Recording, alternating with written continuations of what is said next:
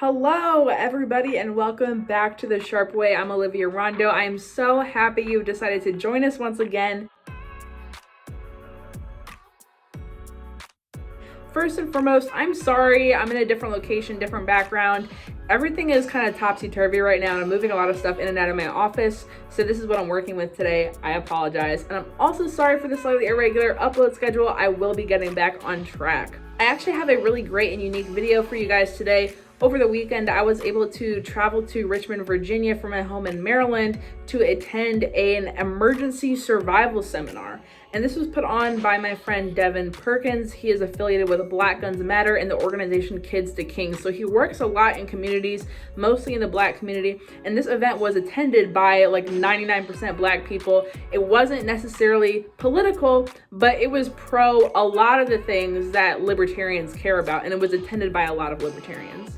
So first of all, the event was sponsored by Gun Owners of America. So if you are a Second Amendment enthusiast or just a casual gun owner, you have probably heard of GOA and you've probably heard pretty much good things. So unlike the largest gun rights lobby, which is the National Rifle Association, aka the NRA, GOA actually doesn't compromise on anything. The NRA has excused tons of gun control in the past and it's usually really political. However, the GOA addresses things that a lot of these major gun organizations and mainstream conservative organizations don't really address. So one of the things that we were talking about at the seminar was felons gaining their Second Amendment rights back after serving their time. And the GOA supports that. And I find that very interesting because a lot of conservatives don't want to address that. And it's something that a lot of libertarians will be brave enough to address. You know, we hear the stigma that as a felon, a convicted felon, you can't have your gun rights restored. Or especially as a violent felon, you can't have your gun rights restored. And I'm here to let you guys know that that is false information. That is not true. I myself, I'm a violent felon, and that don't make me a bad person. That just means I made a poor decision in my past.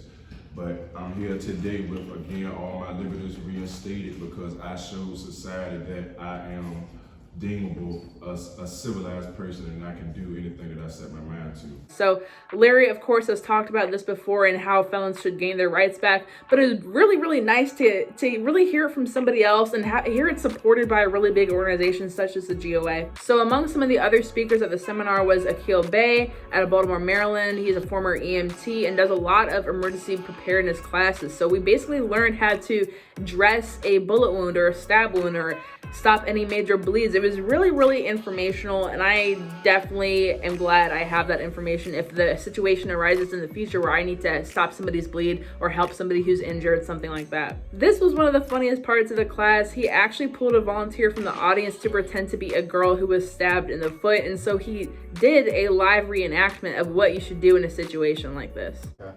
Hello? Hi. Yes, my name is Akil Bay. I'm an off-duty paramedic. I'm located at Artworks in 320 Hull Street. Yes, 320 Hull Street. Yes, and I'm on scene with a 15-year-old female who's been stabbed in her right leg. Yes, she's been stabbed in her right leg. Yes, 320 Hull Street, Hull. Yes. Yep, so I've controlled the bleeding with an emergency trauma dressing. Yes, the bleeding is controlled. No other injuries noted. Right, no other injuries noted. Yep, the scene appears to be safe, and I'm gonna stay with her until the unit arrives. There were also some firearms demonstrators. So Kevin Dixie from The Real NOC is a really, really big gun and 2A influencer on Instagram who was in attendance, really nice guy, 10 out of 10 instructor. It was really, really giving good advice. Now, I'm no beginner to guns. I've shot guns all my life. However, there were some beginners in the audience, and I found that the education that he provided was good to understand for, you know, if you're on the basic level, but it still wasn't super easy and boring if you already know what you were doing. I found that I was still learning stuff, even though I've shot guns, you know, since I was 4 or 5 years old. So as a young Black woman in the Liberty, Second Amendment, 2A gun rights movement, it's a little easy to feel alone. There's not a whole lot of us. This normally isn't a big deal. It's really not a big deal at all. However, I do have a very high level of appreciativeness when I'm in a room where there are other Black females who are even more interested in guns than I am, who know even more about guns than I do. Because there was 2 very inspirational and very educational Black firearms instructors who were women that really helped me out too. So the main Black female firearms instructor that was there was Pretty Defense, who is another gun influencer on Instagram. Go check her out.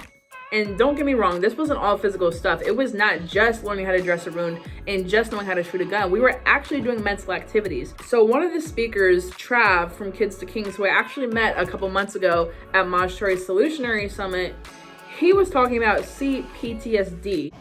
Everybody's heard of PTSD, right? Yes. All right, so this is complex PTSD. It's a little bit different. And I'll let you know what the difference is. Main difference is that PTSD comes from a single event or a series of events in a short period of time. Complex trauma is related to a series of events that occur over an extended period of time.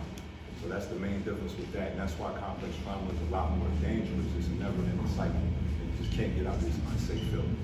All right, you can roll to the next board. I'll give you all some examples. PTSD, a car accident, sexual assault, losing a child. That's one event, short period of time. You go into CPTSD, abuse as a child, physical, sexual, verbal, ongoing domestic violence. You got one of those kind of relationships, you can bet she's going through that, and kidnapping. These are things you have literally no control over, and they may be for an extended period of time. Another perfect example I can think about, incarceration. Solitary confinement, or whether you actually on a unit, you're still not going anywhere. You have no control over that. So that's going to mess you up mentally over time. So CPTSD is a type of mental health disorder that affects a lot of people living in urban communities. A lot of people don't think about how children may be affected by living in a single parent home, or having a home where people are being incarcerated in and out of jail, or they themselves are being incarcerated in and out of jail, or they're hearing gunshots, or they're seeing gang violence, or their friend got killed, their friend got shot. Like, that's heavy. That's trauma. That's like living in a war zone.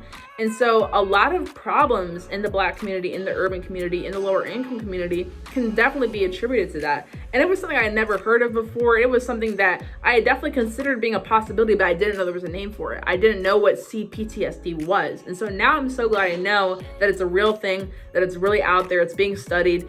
And now I know, the signs to look for.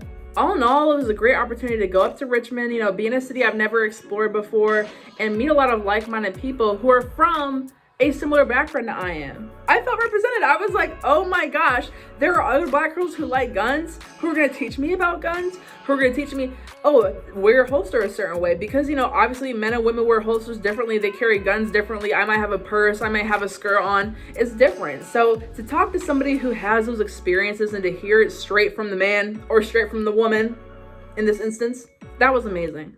So long story short, this event was great. It was educational and it was free. That's the best part. It was free. So it actually was a little bit disheartening that it wasn't packed and full to the brim, because this was invaluable information that was just being dispersed and given away for free. So shout out to Devin Perkins, Kids to Kings for putting on this event, and also to Gun Owners of America for sponsoring it, and also to all the firearms instructors and EMTs and speakers that were there, and also to all the audience that came out and participated, because that was really fun to see. I have a little announcement to make before I go. I am going to start co-hosting with Larry on Thursdays at 7 p.m. live. It's going to be really fun and educational. We're going to talk about current events, politics, pop culture, really anything that's going on that we find funny and interesting. So I can't wait to see you guys there, and I'll see you next time.